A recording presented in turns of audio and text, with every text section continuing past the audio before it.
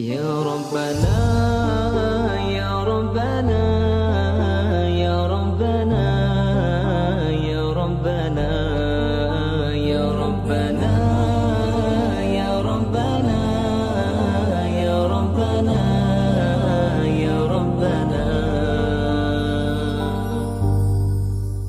Ya Rabbana, Ya Rabbana, Ya Rabbana, ajzil lana أعطاءنا يا ربنا يا ربنا يا ربنا أجزل لنا أعطاءنا يا ربنا يا ربنا يا ربنا أجزل لنا أعطاءنا واغفر لنا ذنوبنا واشرح لنا صدورنا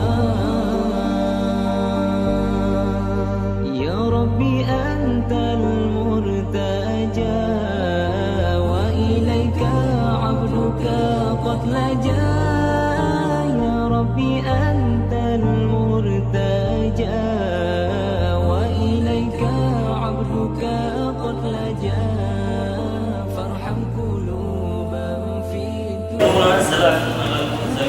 والحمد لله رب العالمين. الفاتحة.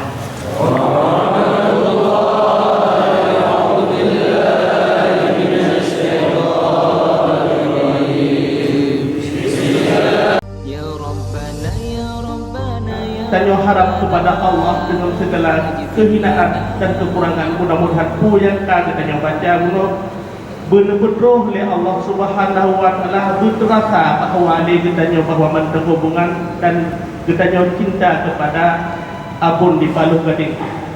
Kemudian yang pertama sekalinya kamu di pihak Dayah Madinatul Diniyah Darul Huda Paluh Gading memohon terima kasih yang sebanyak-banyaknya kepada guru kamu, saudara kamu yang kan nejak kena meringankan langkah, nejak tahu kamu dan harapan kamu bahawa malamnya mantang tak masjid Cipuro dan tinggal dosa benar keringanan langkah boleh kamu nejak tahu kamu.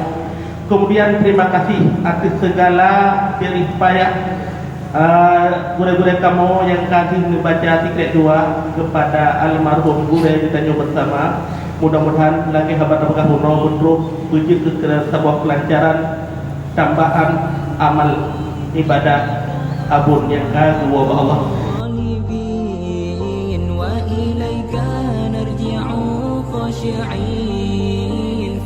علينا